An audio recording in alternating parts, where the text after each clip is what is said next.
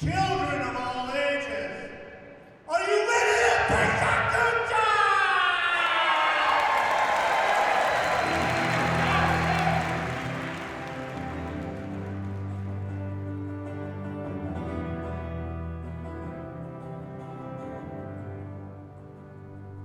Yeah, but let it go, let it fly, let it be, let it glide, let it go.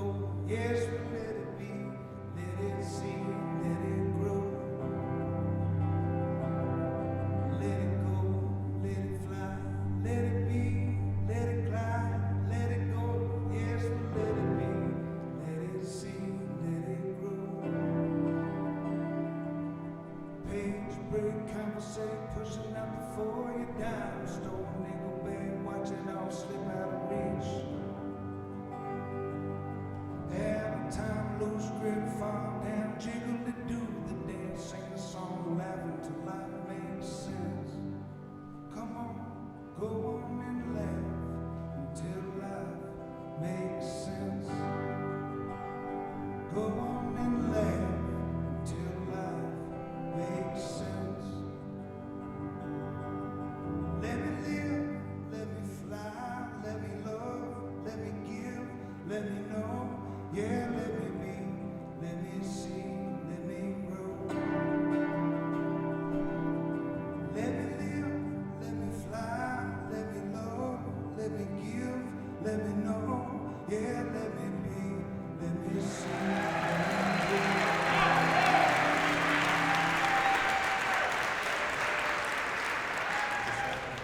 Like I was introduced, I'm Matt Leach, architect, principal at Page, and partially responsible for the room that we're in today, partially responsible for the building that's above us.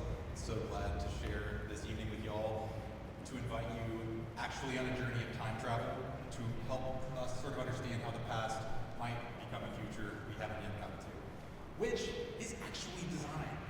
The thing I do every day, what I love about what we do, is to imagine futures that don't yet exist, and doing it shaped by values, by things that you all bring to the table with me. I imagine you all do this too. But this iterative process as an agent of change is also the same thing that we make. The buildings we make become agents of change, and that's amazing. So imagine travel, beginning of the country. You have to develop the form of the country, and it's going to be shaped by the role of public space. You can do it one of two ways. You can do it with squiggles and farms and things that are connected to public space, or you can do it in a orderly way, but it's a vision, it's an ideal, and they do very different things. 1840, we're in Austin, and it looks like this. And you have, we've got hills, we've got a street where commerce is occurring, and maybe this is 6th Street in the foreground, I can't tell, but it's the only street that is kind of up against the hills and it goes into the landscape. And we have the river in front of us, and it's amazing. But we don't know yet what it's going to become, but it's going to become today, and you know that. And you could go into the hillside with chains and measure this and try to describe it so that we can make good decisions about what the city is going to become. But maybe somebody runs over and kicks the chain or cuts down the tree, and it doesn't set up civitas, it doesn't set up an ideal on how we become the city we imagine for ourselves. It's really important. So this guy, 60 years prior, imagines townships, 6 square miles, and it's not about the dimension, although it's the reason why a mile is 5,280 feet. It's a function of area, not length. The reason it's remarkable is because it institutionalized public space in the future of our country. It has some consequences, we're not going to go into that, but look, 1840, San Antonio, Austin.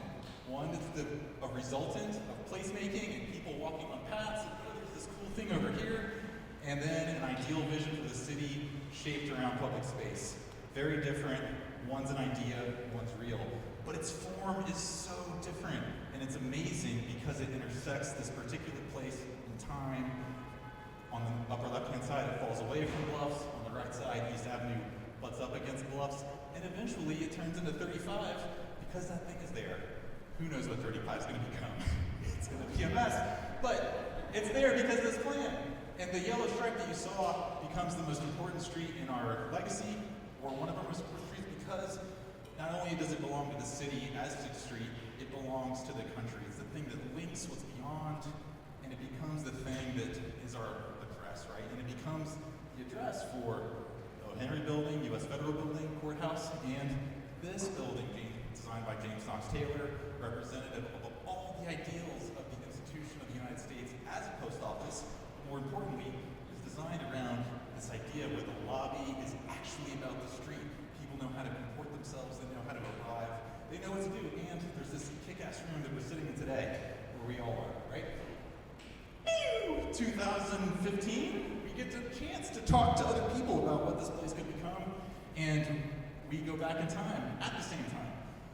Austin is connected by streets that take you to green space. 6th Street is this cool place, or once was a cool place where culture and all sorts of stuff happened, and we want to link those. We think we can do it with a building, maybe. So let's try to use Colorado Street to connect 7th Street to 6th Street so that the potential of a grid, an ideal, might be realized through your design. That's kind of hard. Maybe we should relax a little bit and do this other thing that's kind of more like what we got. Because if you try to shove a bunch of shit in the side of the building, like cars and vaults and other things, you end up with a lobby that has nothing to do with the street. Ooh, that's bad. So let's adjust it. Let's actually attach the building to the ground. And maybe we end up with something that does a much better job of honoring the memory of what this place might be because it's connected back to the street. Oh shit, this place was renovated in the 80s. It was a little bit different than what you saw in the previous image, but what it did was it established an expectation that public space existed over there. It's still not quite public space, but because we could link the past by way of public space, or an idea of the past by way of public space, to an image of the future with this plaza that's out here, we might capture the spirit of that with the lobby. We might transform what once used to be the functional entry by way of the loading area to a celebratory portal that you guys all walk through to get to this event. And then the building just disappears. I have to catch my breath. So, what happens? What happens is, now this 700,000 square foot building that's over here is actually not there. It's actually all about this, right? You've got a human scale condition, you've got rhythm, and you've got something that invites you in, both at 6th Street and on Lavaca. And it wraps around this building. This thing becomes the pivot piece for all the things that organize life on this block. And it's done through an act of restraint. So many times the designers were like, I'm gonna do the thing that's really great. But you know what? Sometimes it's better to do nothing at all. So we just tried to make the building around it disappear. We slid some glass into the facade. That was hard. But what it meant was we got to show it off and we got to transform a side of the building that was previously not really meant to be an entry to something that became a third facade. Now this building is activated in ways that it never ever imagined to be activated like before. So you guys came in and this ceiling is kind of like what we were trying to do with the landscape, but it's this really dynamic place that affords us to have this conversation in here. And so, as an act of time travel, I'm so excited about the discussions we're going to hear tonight so that we might walk away from this with an idea of what the city could be, because you guys are going to talk about all kinds of other things. And this building may not be a version of this 5 years from now, who knows? But it could be if you guys have some say in what takes place. So I encourage you to kind of lean into that and maybe discover some things that you haven't planned for yourself so you might rewrite your own history.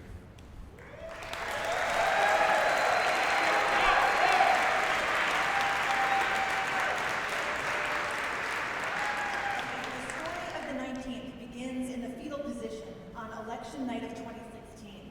Hillary Clinton had just lost to Donald Trump. I was covered in spit up and worse on maternity leave with a baby girl, Sophie, who I was now somehow supposed to raise in the state of Texas. I looked back on my political journalism career and I wondered, was I complicit? Because, you see, when it comes to normalizing women's leadership, our industry has not always gotten it right. I'm sure you remember the tired headlines. Was Hillary Clinton electable? Was she even likable? Was she shrill? Was she too emotional to be president? 3 years later, with more women and more women of color running for president than ever before, the tired tropes had gone from sexist to racist to some gross combination of the two. Did Stacey Abrams want it too much? Was Kamala Harris too ambitious? how were these still the questions that we were asking about women candidates? I knew that I could no longer be a bystander to media malpractice. So in January of 2020, I quit my job with $20,000 in the bank and a tiny 4-year-old at home to launch the 19th, a national nonprofit newsroom telling stories at the intersection of gender, politics, and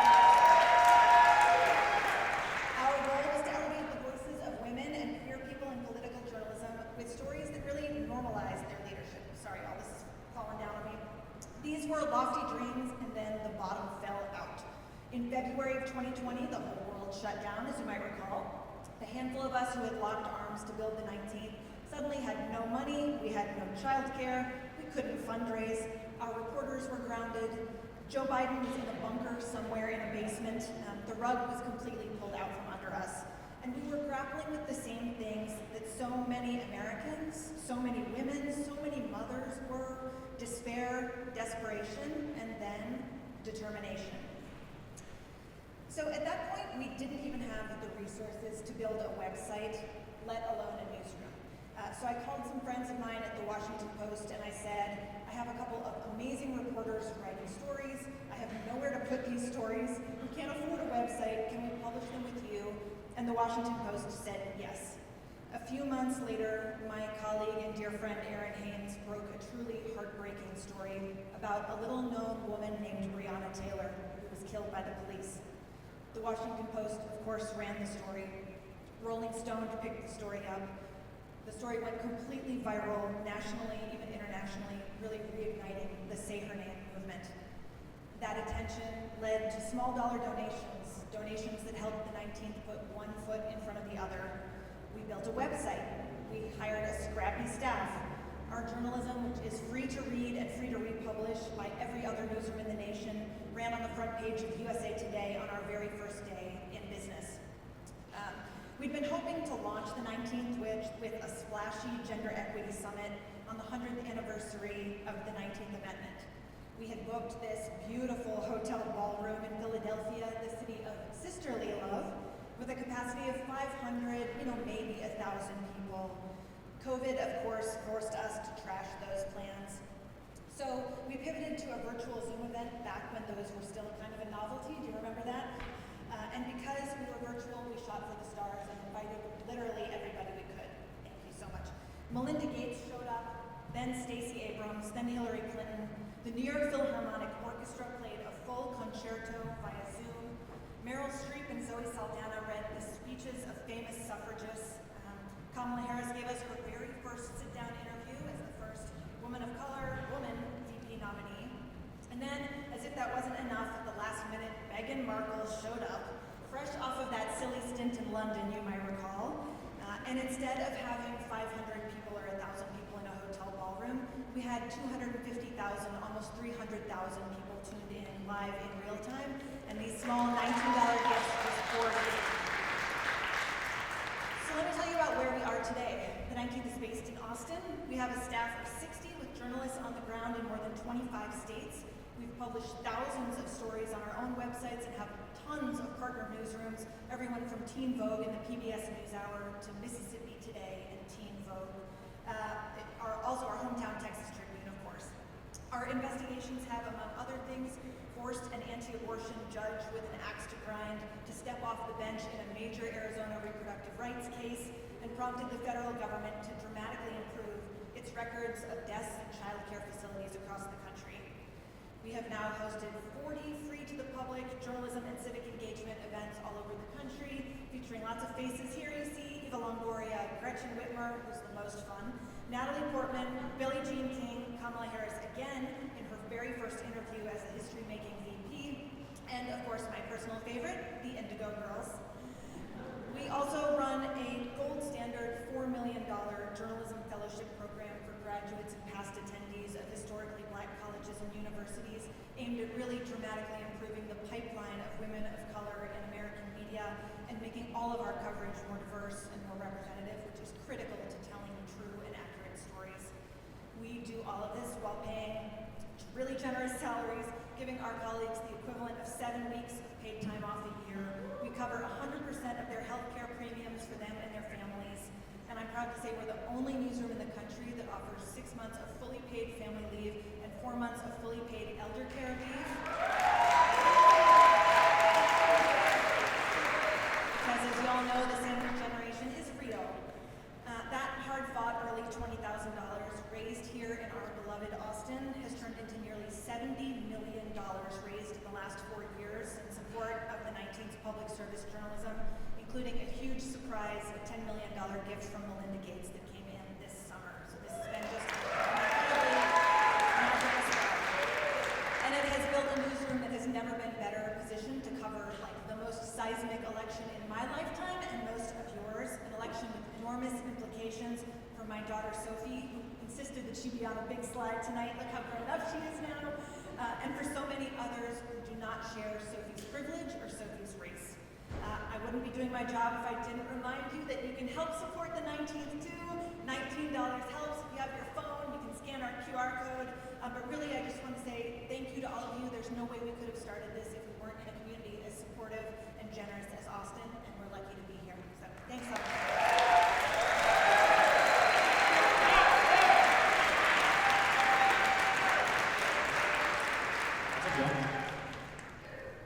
So I come from a family of branding, and no shit, this is actually my family's cattle brand. It is the Fry Brothers brand. My dad used it to brand cattle, and his before him. I am in the branding business, but I don't cowboy. But I have made brands with cowboys in them. One of my early projects was Monty's Tex-Mex. Give it up. So, see what I did there? Cowboy. Got to design the neon for Monty's Tex-Mex.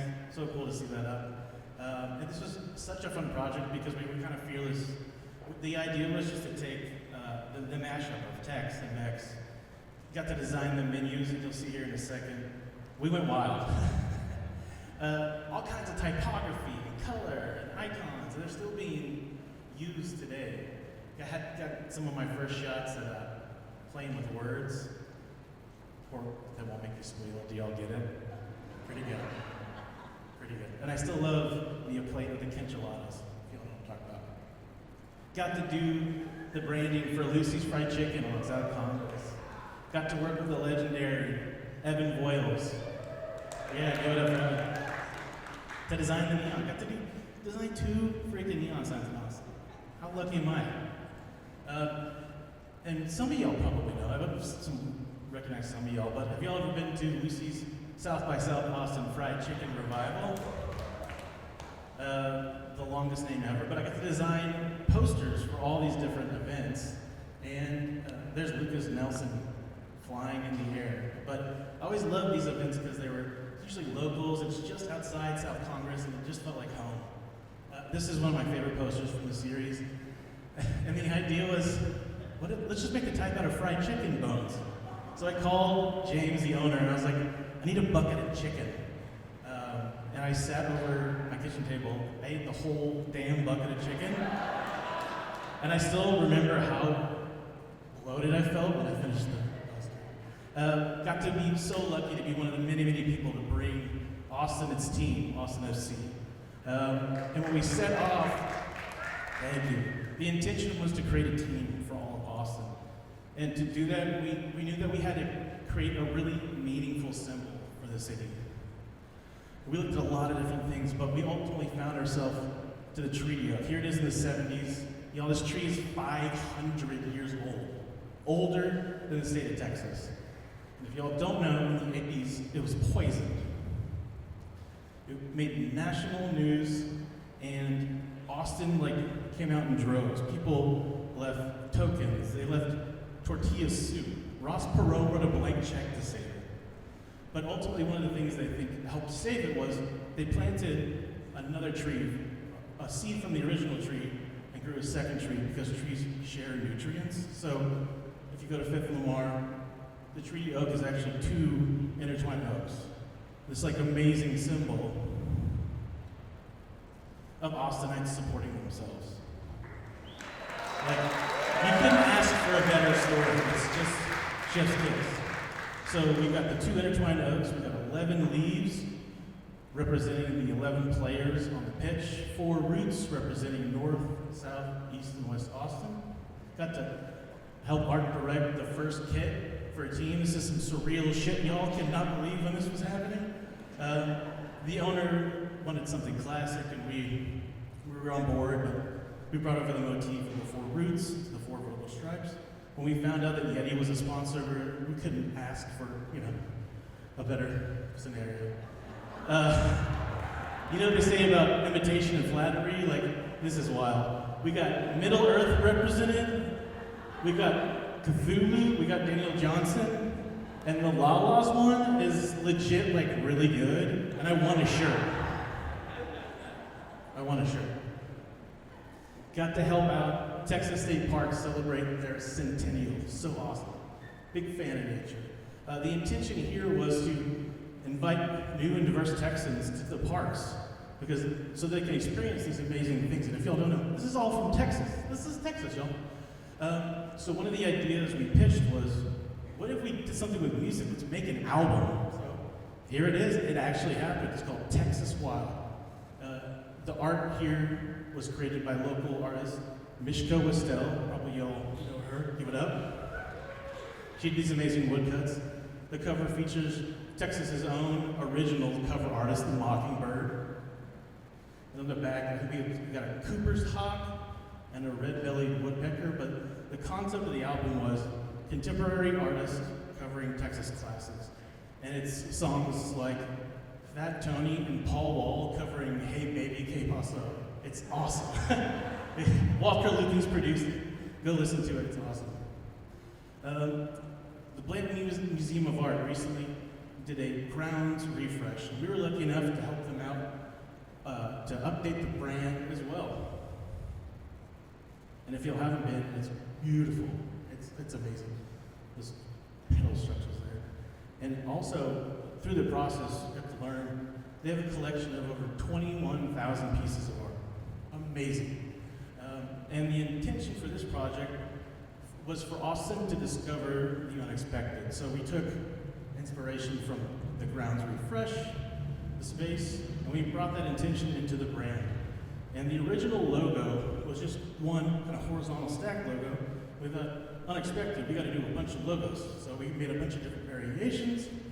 You see that we tipped the of and the and Blanton to kind of mimic that moment when you're in a museum. You tilt your head and you're like, huh, what is that? We expanded the color palette. We introduced some new typefaces, helped them out with some templates here, got to do some rat cards. If y'all go, grab one, because you tear off the bottom, it's a postcard. Tell someone you love them, send them a note.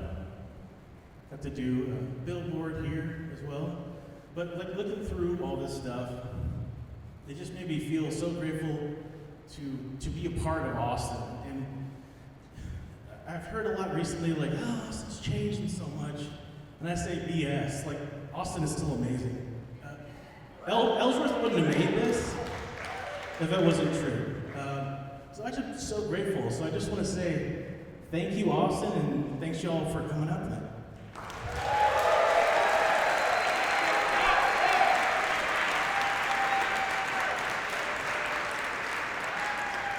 So this is my hello to Austin. I was designing in New York for Halston for QVC, and during my lunch break I was running back and forth to the factory to make my collection. And the first run went great. I could take care of things quickly and get what I needed. But the second one was a little harder because I had just moved to Texas and I needed some help. Austin specifically opened its arms, and Todd White, his backers to us, Emmy award-winning videographer, embraced me with his incredible photography and videography of my collections that I was able to introduce here in Austin. That gave way to what I do now, which is directing the fashion incubator at Austin Community College. It has been probably the single most exciting, challenging, eye-opening experience I've had in my career, but it has really allowed us to propel the future of fashion through technology to drive a more sustainable future in the way that we create products that we love and want to keep. On the left, you'll see a picture here of the fashion incubator, and on the right, some of our brands where we've welcomed from Uruguay with Adaptive and Universal universal design clothing, our first international transfer to our program from Colombia, and some others. In February, I was honored to be placed on the cover of Austin Woman magazine. To be able to thank you. And I was invited to debut, or really showcase a retrospective of my work over the last 5 years, putting some pieces together from the collection. But at that opportunity, it was really great to be able to showcase the work of the brands and being able to tell the world that Austin is coming. We really are looking at how do we support brands utilizing technology throughout the value chain to really drive a more sharply designed product that really helps us to target the customer more effectively. We integrate sustainability into every single lesson that our designers get. They do a 12-month intensive with us, and then they get a chance to participate in things like this. In these conversations, we get asked, kind of the uncomfortable questions like, well, what do you think of Texas fashion, and all these things, right? But what I love about Austin is that it's authentic and it knows its place, it knows its home. One of the things that we say in fashion is strong concept, strong design, strong heritage, and then the story tells itself. In the incubator, we got a chance to tell the story of many of the people who do their work here, who have strong concept and strong design, and really creating places that matter. I had the privilege of sharing in a profile with Austin Business Journal not too long ago, earlier this fall, some of those incredible anchoring stories that really propel the design work that we're able to do. For me, I think I really had to recenter back to where I came from. My hometown's not so different from, this place. I grew up in Raleigh-Durham, North Carolina, and it really felt like, okay, North Carolina, I see you.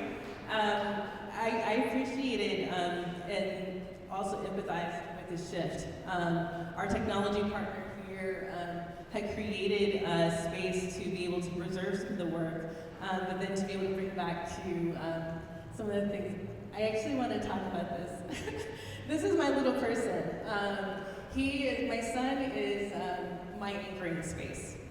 He's really the reason why I do what I do. I'm a single mom, and I love getting a chance to see him take shape every single day. I got a chance to do his Halloween costume. He melted my heart too. I'm so glad you felt the same way. But I think for me, like whenever I have a strong root, I'm able to build anything. And so I think that whenever we think about the places that we're creating with the fashion industry, with products, with community, it's really about building things that we want to hold close to ourselves, but also share with the world. And for those of us who know South by Southwest, South by is the ultimate share with the world moment. So we take those things that we've kind of held very closely and very dear, such as the clothing that we put on our body, the technology that we've painstakingly created, and then we share it with the world. Austin Fashion Week is, one of the things I wanted to say was that we did not start the fashion industry, right? Like, there were people here long before we got here. I appreciated the history that was provided in the architect, but Matt Swinney, Austin Fashion Week, people were already doing this here for such a long period of time.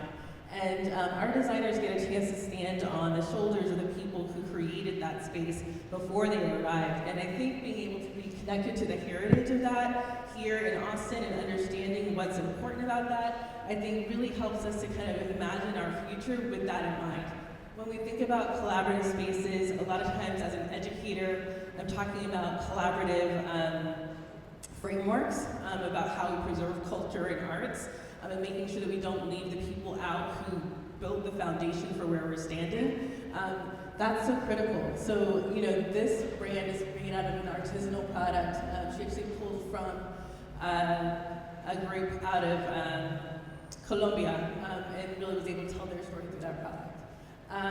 But what I wanted to say was, with the authenticity of what we're doing here, as we share it to the world, and we really want to make sure that we translate what we love so much about being here in Austin, what makes it special. It's wonderful to be in places like this and to be able to showcase, what we do. But we were able to bring our brands to the opening weekend of the Olympics at the Olympic Gala. This is probably a stone's throw from the Stade de France, and we did an entire fashion show for a very select group of people, including, this is the Dalai Lama's official artist, Cool in the Gang I'm sitting with, and some others that were able to take in some awesome brands. We were really, as we got a chance to experience that, I felt like the most important thing was having this global space to be able to show what Austin can really do. We had not gotten a chance to do that before, and to be able to have something that mattered, that we were proud of, to be able to showcase at that level was really exciting. But again, strong design, strong concept, strong design, and having that anchor has really been what's propelled us as we've started to build these new spaces that are special for us here in Austin.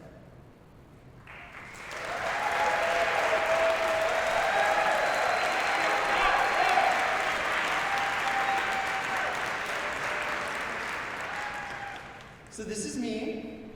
I was a total band kid. I absolutely love music.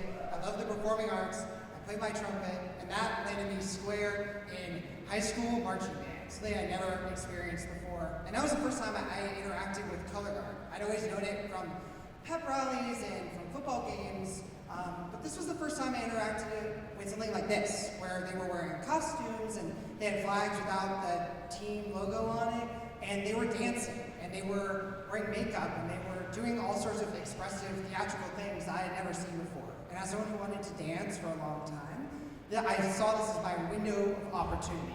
But in order to do that, I had to learn what all of these things were. A flag and a saber and a rifle. I had to learn to toss them and hopefully not drop them.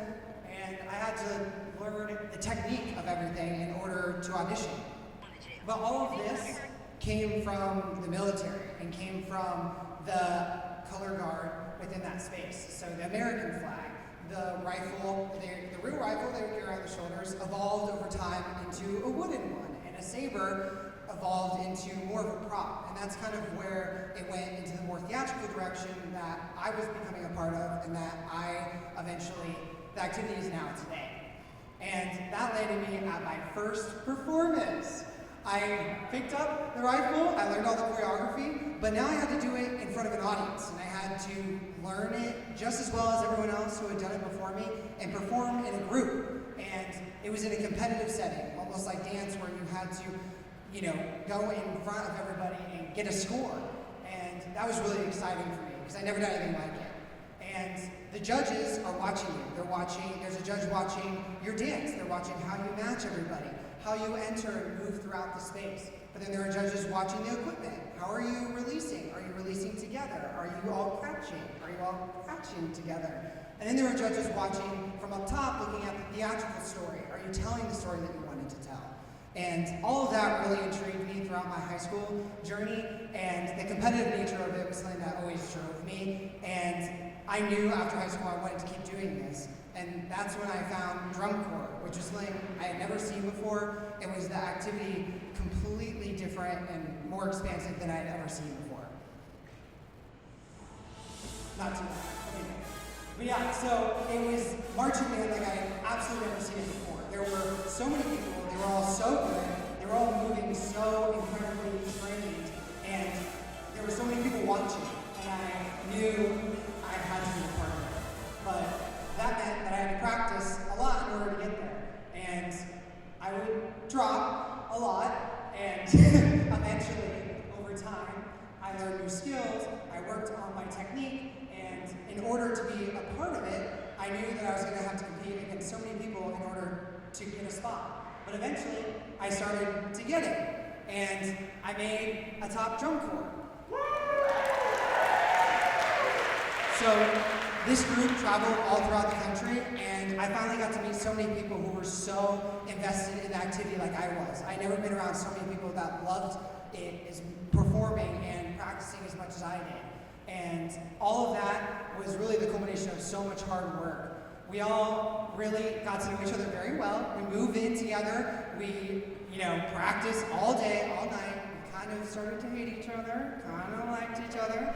And it was just an absolute journey of creating art together and performing in front of people who absolutely loved it. And Even though we were traveling, we got to perform in front of thousands of people. I had no idea that this many people cared about it, to be honest. I thought I was one of the only ones. But this was in the finals in Indianapolis. There are other teams that compete and perform, and it's just as competitive, where you're going from city to city and you're loading up on your tour bus and you're going along and you're getting a new score every night and all the kind of competitive things that go with that. And this was the final performance.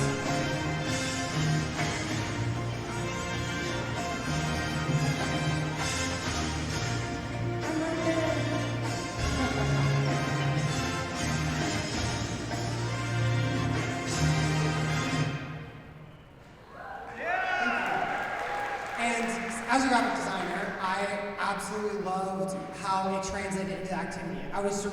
That kind of performance takes so much coordination.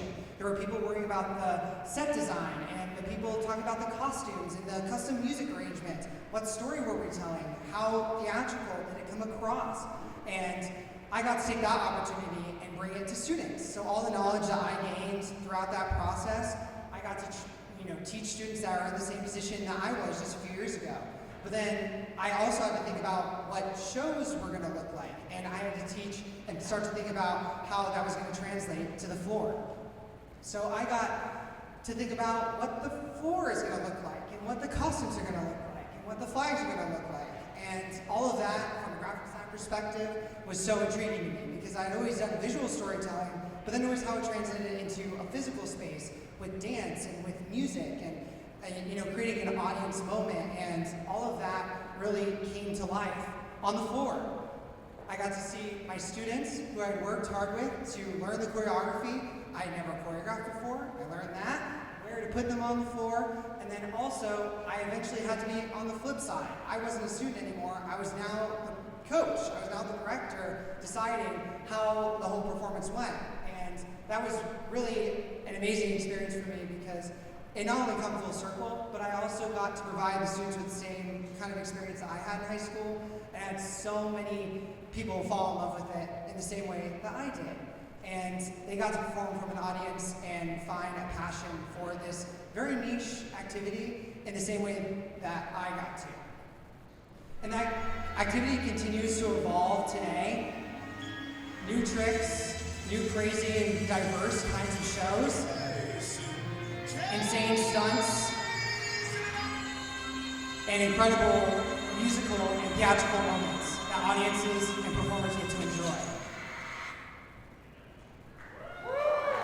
And that's why I do it today.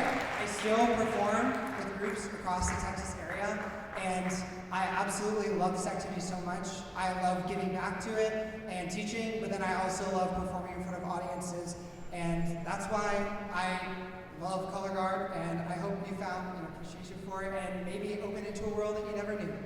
Thank you.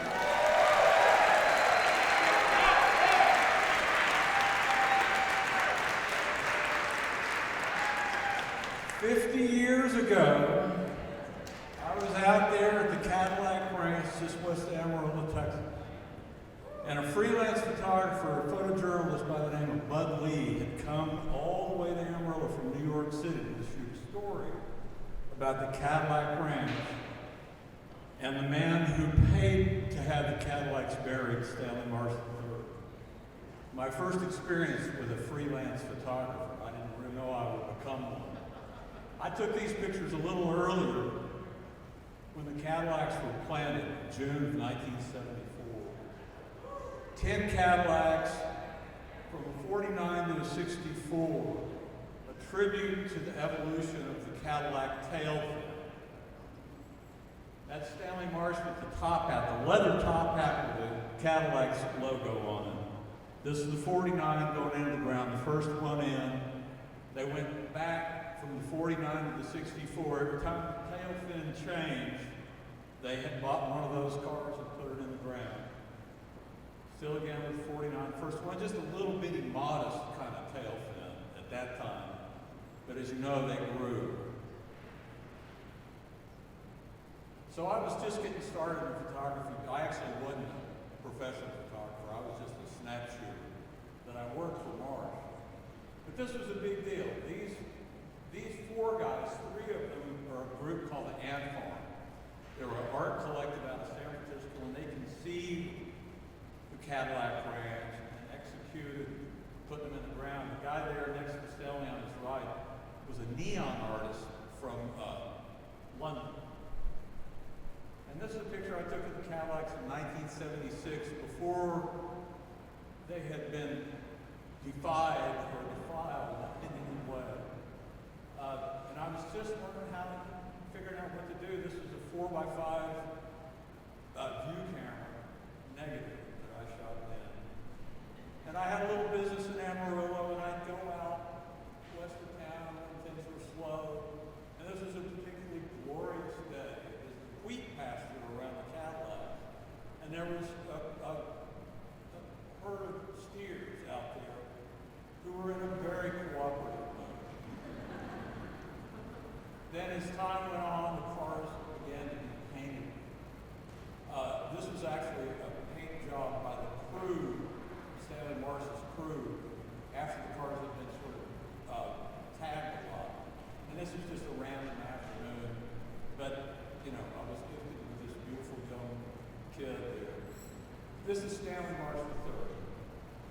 He was the patron that owned the property and paid for the burial of the Cadillacs.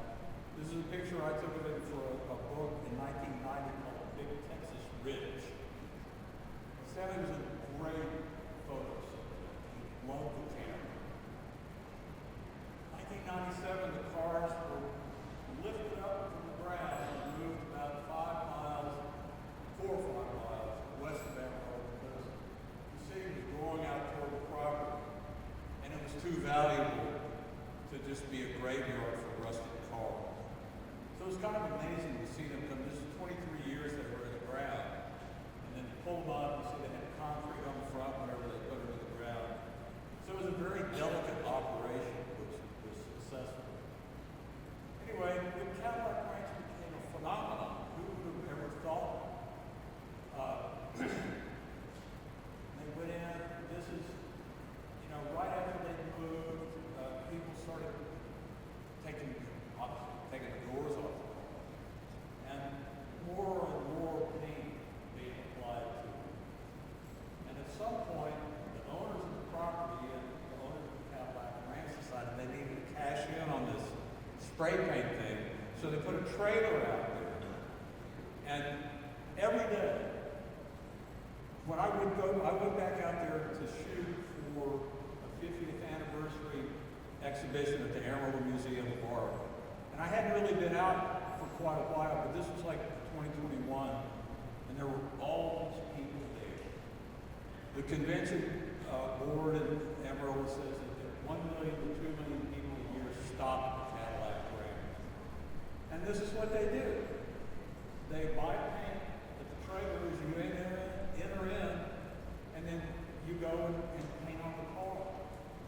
Leave, somebody comes in, paints over what you painted. There's also people traveling down the road from all over the world. These guys weren't painting. They didn't look all that happy, but they were committed. I photographed a couple of days I spent taking portraits of people who were out of the Cadillac Ranch.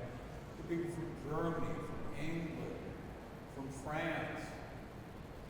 So this is the last session I did before the show, and I did 10 portraits, one of each car, in this position. Every frame looked exactly like them. The horizon line connected from picture to picture. It's a real panhandle look. People painting doing elaborate stuff on the underside of the cars. You can see a skeleton there. So this is going on every day, all day, every day. People stop, getting out of the car, spray paint, getting back in the car. People doing, you know, I can't believe no one has cut themselves in two climbing around this car. And that's 50 years they've been doing this. It still goes on. It's really quite a remarkable thing. It's been an unexpected pleasure to have actually been able to document all this. And at this point, the cars are practically just held together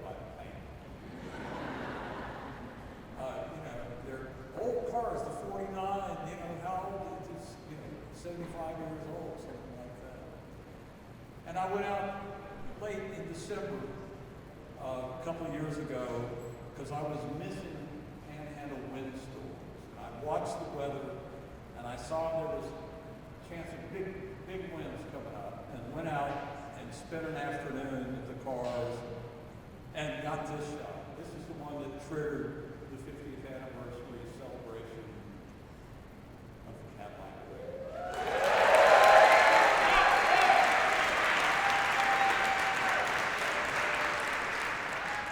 Hi, my name is Hobbie, and as a wildlife filmmaker, one of the things that people often remark to me is about how hard it must be to spend the hours, days, weeks, sometimes even months it takes to get a shot. But the truth is, my superpower is that I'm really okay being bored and kind of left alone with my thoughts. So tonight I'm going to share some moments from my career and let you know what was going through my head. Here, I was in the Philippines for 6 months, filming the world's most endangered and largest eagle. And what was going through my head was my girlfriend and I, were we gonna make it long distance? Because we'd only been dating for a year, and here I was spending 6 months now in the treetops on the other side of the planet. The other thing that I was thinking about a lot was dragons. Because without TV or internet for 6 months, I read a lot of books. And I had just poured through the first 5 Game of Thrones books, and I couldn't wait for the next one that was surely gonna come out any day. Of course, 11 years later now, my girlfriend, now wife, and I are happily still together. And we're all still waiting for that next dragon book. Early in my career with National Geographic, I was really lucky to get to travel beyond my wildest dreams. And the more I traveled, the more I came to appreciate home in Texas. And so what's going through my head here is, why have we seen 100 films about lions of the Serengeti, but I had never seen a wildlife documentary about Texas? So I decided to do something about that. And a natural starting point was to make a film about Big Bang, which I developed and shot for PBS. Now, making a film about wildlife in the desert is tough, because during the heat of the day, practically every animal is hiding, unless there is nectar nearby. So that summer, I had a lot of time to contemplate boredom and creativity and their relationship with one another. And I think you need a lot of both if you're going to spend long days in 110-degree heat just trying to get a shot of a hummingbird's shadow. Sometimes I'm the boring one. I couldn't believe that this Big Bend black bear just laid down and she decided to take a nap right in front of me. She'd grown so comfortable with me being there day after day. And what I'm thinking is, how long do bears nap for? Because I really should have peed when I had a chance. This is Santa Elena Canyon. It's one of the most beautiful and peaceful places on the planet at sunrise. Just looking at it now, I can imagine what it felt like all those early mornings kneeling in the warm mud of the Rio, listening to the bird calls echo through the canyon. And what I'm thinking about is, this beaver has no idea that it's just crossed an international boundary a dozen times back and forth.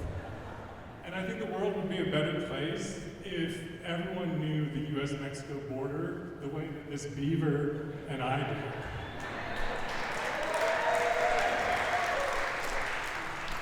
do. Here I'm thinking, holy shit, I can't believe it.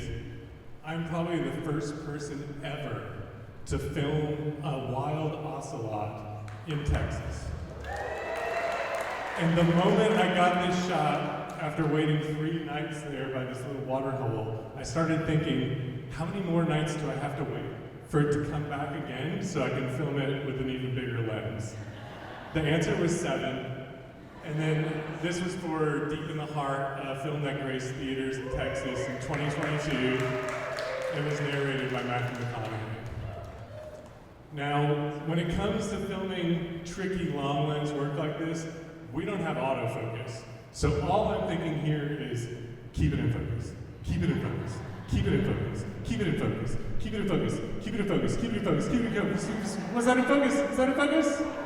I'm still not quite sure if it was at the end. Now this one you should recognize. This is one of the most proud moments of my career. After 15 years, I'd finally broken through to get to work on a big David Attenborough series for the BBC. My expertise with bats had gotten noticed. They asked me to film 3 different bat stories around the world, including our bats here in Austin. And while this was an immensely proud moment for me, what I couldn't stop thinking about is all these people who are out there every night all summer, sometimes waiting for hours, and they're not learning anything about bats while they're out there. And that is such a huge missed opportunity. An estimated 140,000 people each summer have this intimate moment, creating a lasting memory, connecting to nature right in the heart of our city. And we're failing those people, and we're failing the bats. Bats have always been up against a PR nightmare. Humans fear what we can't see and what we don't understand. And what's more mysterious than bats flying around above our heads at night? So to have all these people here and us not take the chance, take the time as a city to try to capitalize that and teach compassion for bats, teach conservation for bats, teach conservation for the whole natural world. Because when you get to see a bat, one of these little gentle cuties, up close the way that I have, your perception of bats will change. And I think the people in Austin that come to see the bats, their perception will change. So I'm trying to do something about that now. And what I want to do is create a new outdoor visitor experience with new signage, a new centralized website with information. You wouldn't imagine the questions that I get asked just by having a big camera out there. Which way do the bats fly? What time do they come out? Am I allowed to park over here? So we're launching this big project. We're going to create a whole outdoor visitor experience, and we need help. We need brands, corporate sponsors, people that want to reach this 140,000 plus people that come year after year, and we want to reach them and educate them, and I hope you'll join me.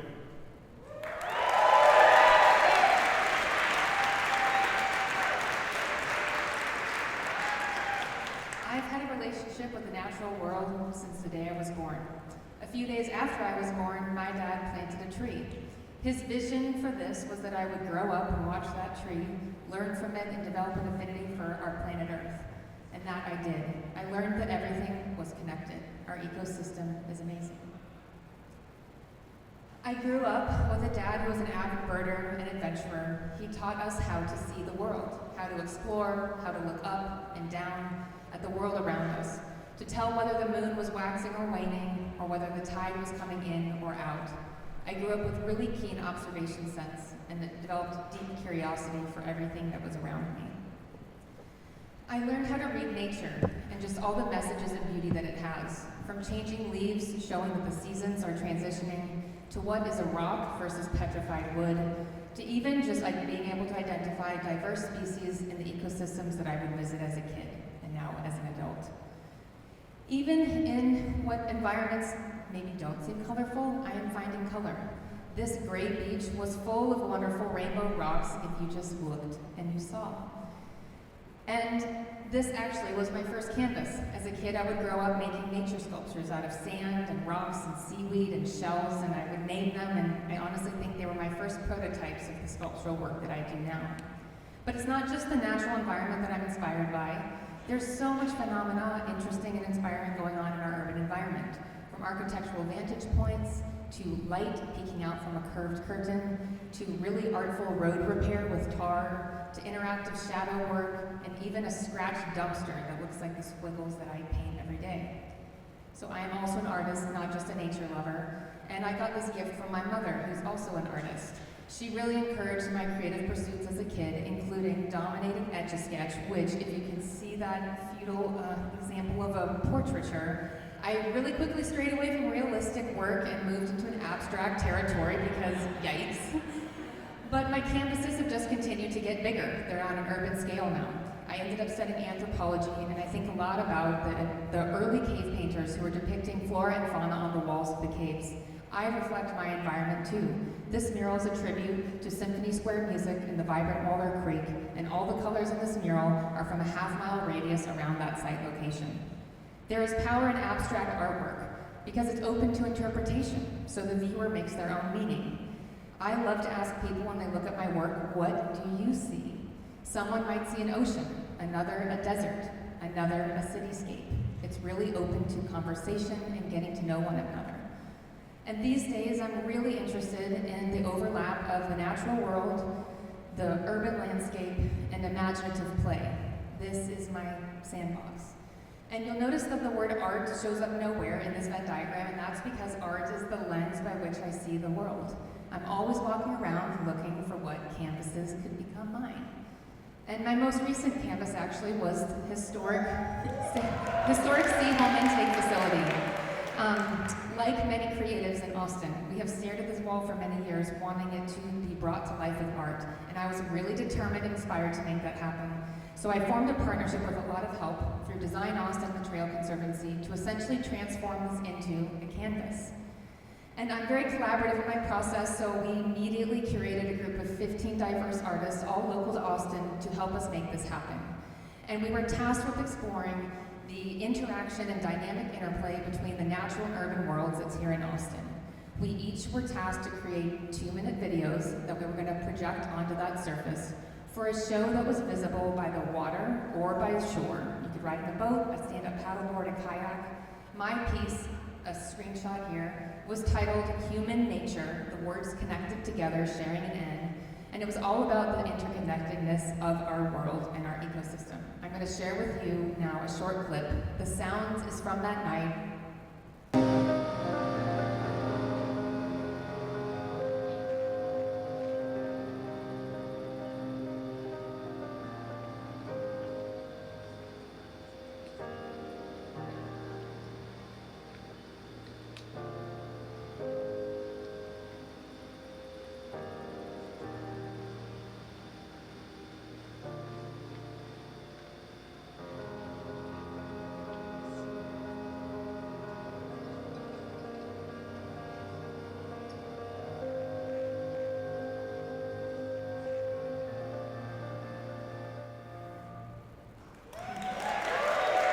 Remember this guy, the man who showed me the world and adventured with us and told us that everything was connected? His life has changed dramatically over the last 7 years with the diagnosis of Parkinson's disease, which has ravaged the world and the life that he knew. He is now without a voice and bound to a wheelchair, and the way that he sees the world has totally fundamentally changed. And it's been absolutely heartbreaking for me and my family, but it's also been a gift, because I've been thinking about this question a lot. What are other ways to see? Maybe if your ability has changed or your life has changed. I think about seeing as hearing, tasting, reflecting, imagining, dreaming, perceiving, playing. And in many ways, since his diagnosis, my creativity has flourished into a lot of motion, color, and meaning. I'm very inspired by how to evoke music, not through sound, but actually visually, thinking about the reverberations of the bass, or even creating beautiful but haunting reflections of the landscapes that we are now losing and are vanishing from planet Earth. And I've started to incorporate a lot of unbridled joy in my work, because for me, joy is the antidote to my grief. And when you are playing, you are most connected to your inner child and the wonder of the world. And this piece actually now lives in my dad's room at the care facility.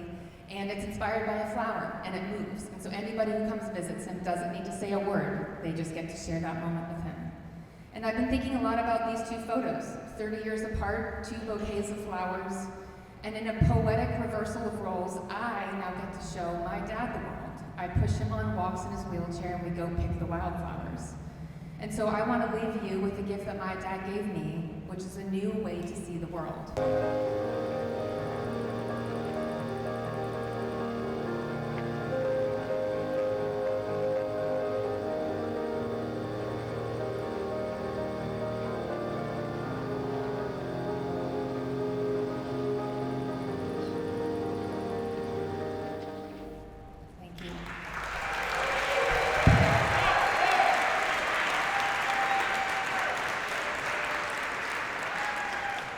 So I'm a firm believer in this concept that you are who you meet. I believe that every interaction you have with a person enriches the soil from which you can grow.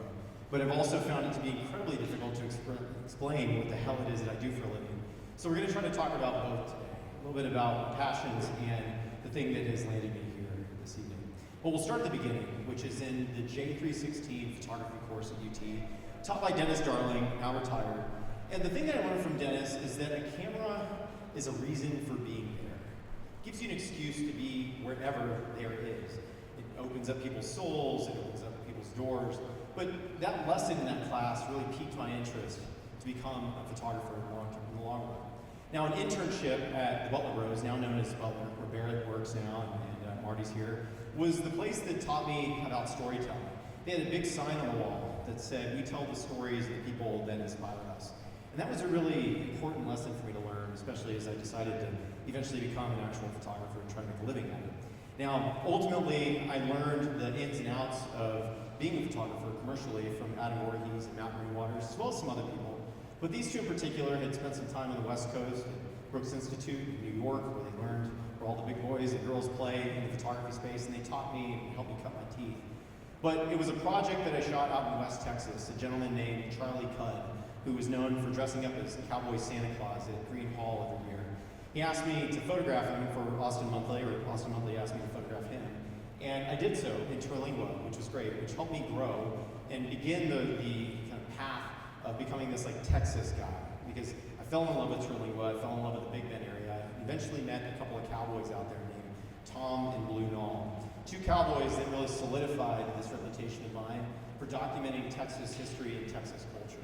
They taught me what it was, specifically Tom, to be a showman and to have pride for Texas, which was great because I love photography, but the income was a little bit up and down. So around this time, 2011, I decided that I wanted to start a business, and I started one called Texas Humor. It was a social media account that blew up to hundreds of thousands of followers, and I started designing t-shirts and things that ultimately hundreds of thousands of people bought. And slowly I was able to kind of wean myself off of this photography business and move away from the storytelling, and instead focus on retail e-commerce. And this business grew. I founded it with my wife in our garage and ultimately grew it to about 120 full-time employees at a 126,000 square foot warehouse in South Austin. I was the CEO of a warehouse, a company that I named after myself, Sauceda Industries, and I loved it. We were making great money. Things were fantastic in a lot of ways. But I was slowly moving away from the storytelling and the part of that really inspired me, like for the first aspect of my career. So I would dip my toes in on occasion, including an instance when I pitched Texas Monthly on the idea of me flying a plane all the way around the border of Texas and photographing it from the air. I shot 44,000 images over the course of 6 days. It was about 36 total flight hours. And that project would go on to be a cover story in May of 2017. It turned into a book called A Mile Above Texas and a museum exhibit down at the Bob Bullock Museum. Barret actually and DJ were the designers on that book. And the great thing about hiring DJ, the reason I said there's money involved, is because when you pay him in the Pentagram office to design a book, they throw you a party afterwards. So we had a party down at Aviator downtown, and DJ had a great time. I know he did, because I could tell the way he was waving at the end of the night. And he pulled me aside at the very end. I was already multiple years into building my business, and I quote you, he told me, "You need to give up this business shit. It'd be a real shame if you squandered this skill, this gift that you have for storytelling." And that stuck with me in that moment. This was 2019, I think, and 2018. And a few years later, I told my wife, like, I knew I was already on this path. I wasn't happy running this company, and I was looking to sell it. And we did. We sold it in 2021. Both of us felt like everything was great until it wasn't. I got fired by the company that bought us. Now, that's pretty typical. They liked my wife. They kept her, but they fired me. And here I am, years into this. I've burned all the boats. I'm no longer a photographer. I'm no longer the owner of my business. And I'm rudderless. I don't know where to go. And I find myself having meetings with people, going back out into the world, looking for stories and just inspiration for what to do with the rest of my life. I didn't know, but I knew that I was enjoying myself, going back out and gathering stories and bringing them home to enrich my soil. And I figured out that I wanted to spend the next few years going out and meeting people again the way that I had in the early years. But the best place for me to start was back home. I wanted my kids to know me as the curious and inquisitive person that I was in the early aspect of my career, the early stage of my career. So my wife and I took 2 months. We got into our travel trailer, we traveled around the country, we drove 10,000 miles and visited 15 national parks. Spent endless days with my 5-year-old Tan, traversing all of these trails across all these national parks and sharing these amazing moments. And I thought, I want to spend the rest of my life doing this, bringing home these incredible stories and inspiring my children. Which was incredible because right around that time I got a phone call from Texas Monthly. They said that they had acquired a TV show, one that was 52 years old, known as Texas Country Reporter, something that many people in this room have grown up with.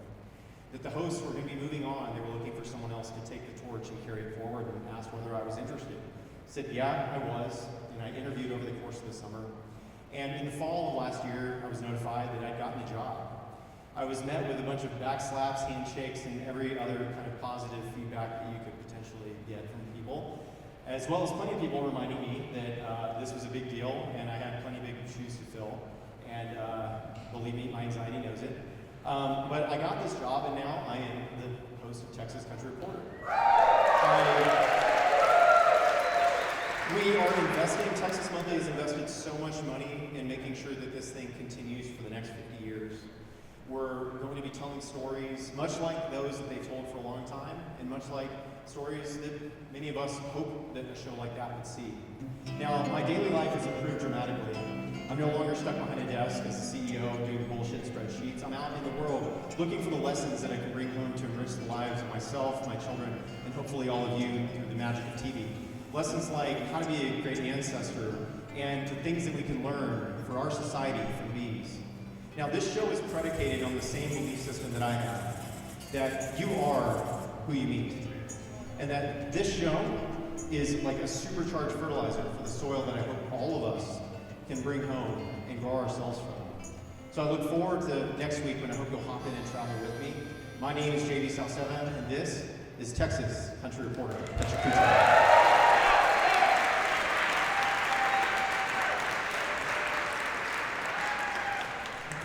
What's up? Hey, starting at the beginning. That's my family growing up. Born and raised in Texas, and I'm just so honored to be here. That's what I've been trying to remember to say. This has been really special. Chicago, Japanese exchange student, 1986. Dad, mom, Methodist minister. My mom's a teacher. And my brother and my sister and I don't know where that one went. There's supposed to be a picture there. This is all intentional. My brother and my sister and I went to Hendrix College and Millsaps Methodist colleges in the South, and I got my degree in art in 2002. Woo! I graduated from college in Arkansas, and that's my brother, my sister, and I. And that's the last night that I saw my big brother. He died while I was out in Micronesia teaching English. I was a volunteer, got $80 a month, it was crazy. And now, this is kind of a present day thing. It's my wife, my lovely wife down here, and our daughters. I have 3 daughters, and that's my mom and dad, and the whole family out in Dripping Springs, and everybody's. I had to do the backstory, just to get that out of the way.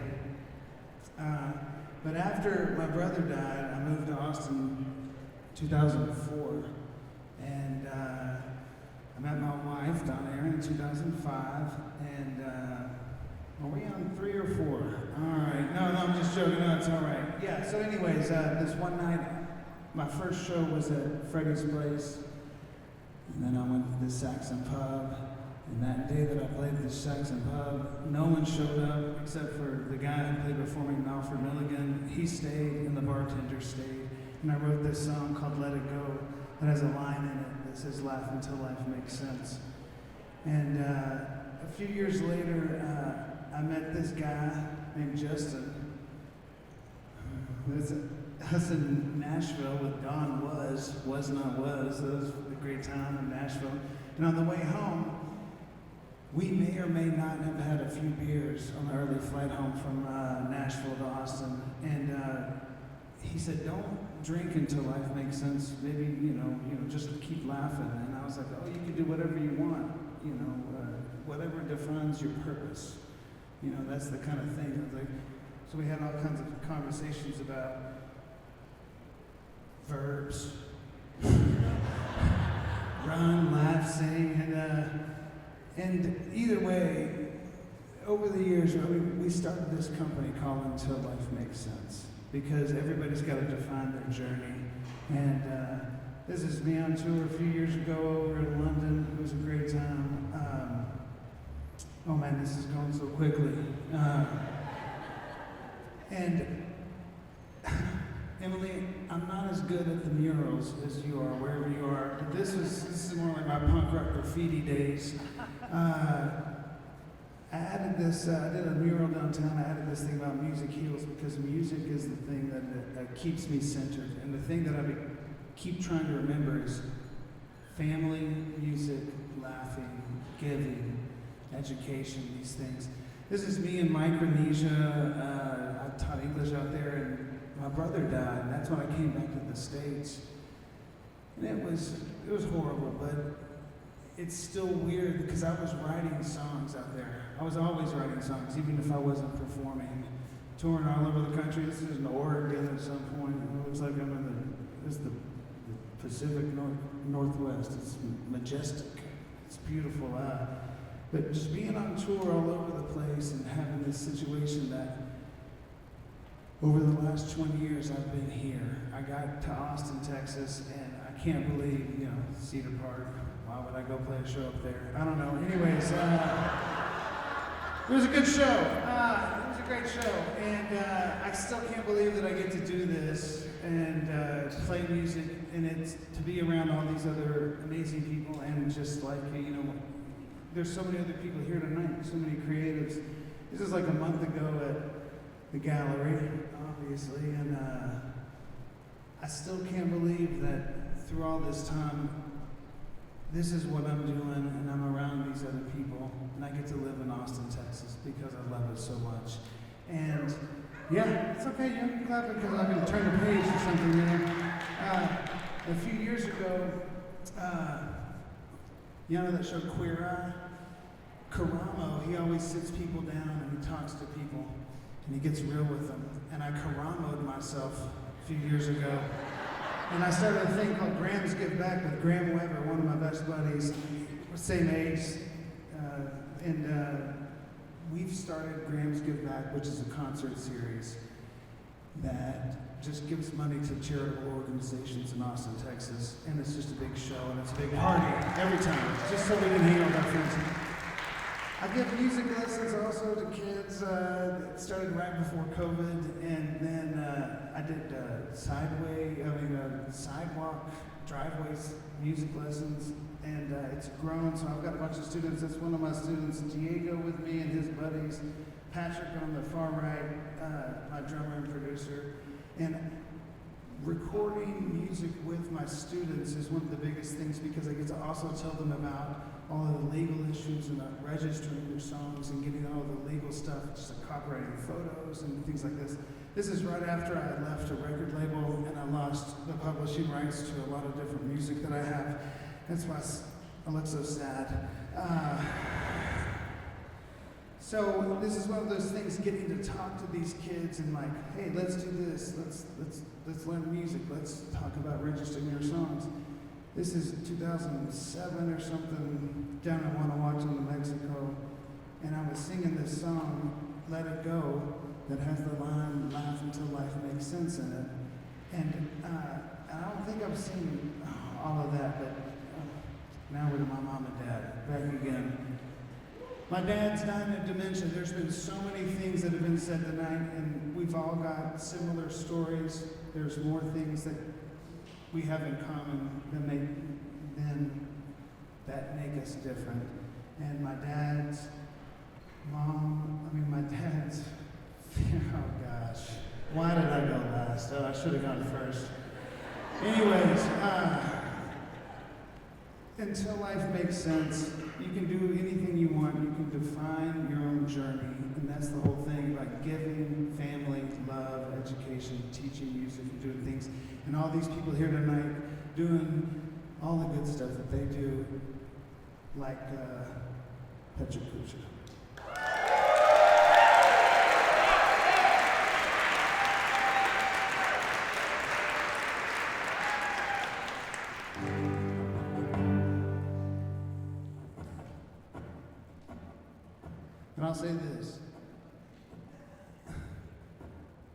I talk for 6 minutes in between songs during my shows. This was fucking stressful as shit, for real.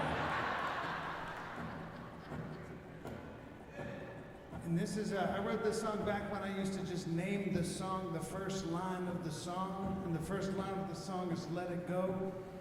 And then a few years after I released it, that movie Frozen came out.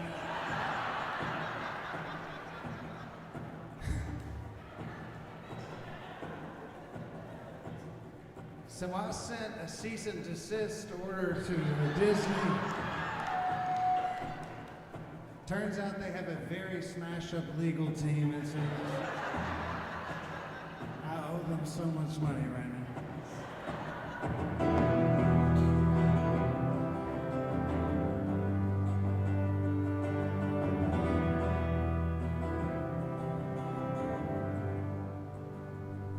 Yeah, but let it go, let it fly, let it be, let it glide, let it go. Yes, but let it be, let it see, let it grow.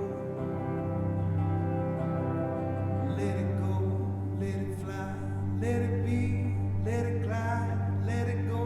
Yes, but let it be, let it see, let it grow. Page break, conversate, pushing out before you dime store, nickel bag, watch it all slip out of reach. Out of time, lose grip, fall down, jiggle it, do the dance, sing the song, laughing till life makes sense. Come on, go on and laugh until life makes sense.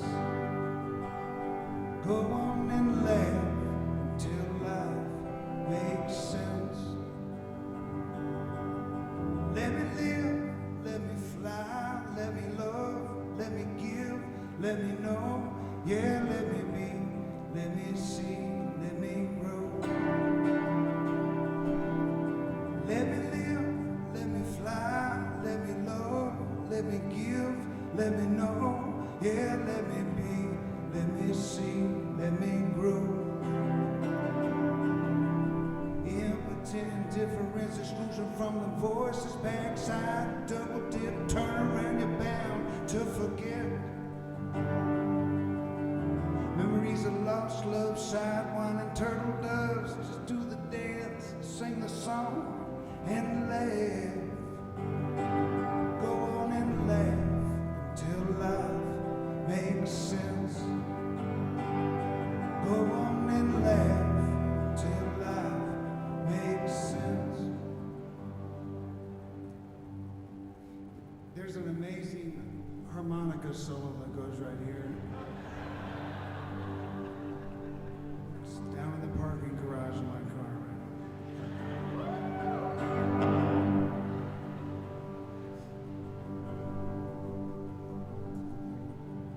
Look around, look away, look up high, look below, look deep, come on and look deep. Look deep inside, look for peace, look high. Look around, look away, look up high, look below. Look deep, come on and look deep inside, look for peace,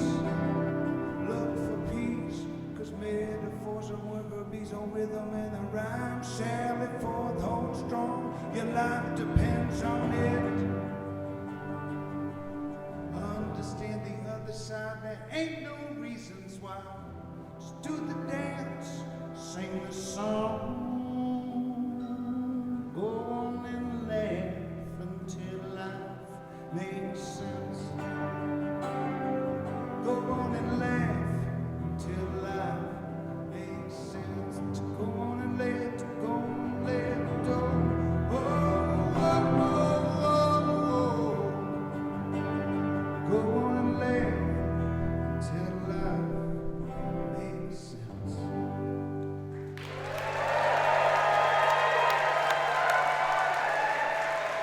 How about all the other people who talked tonight?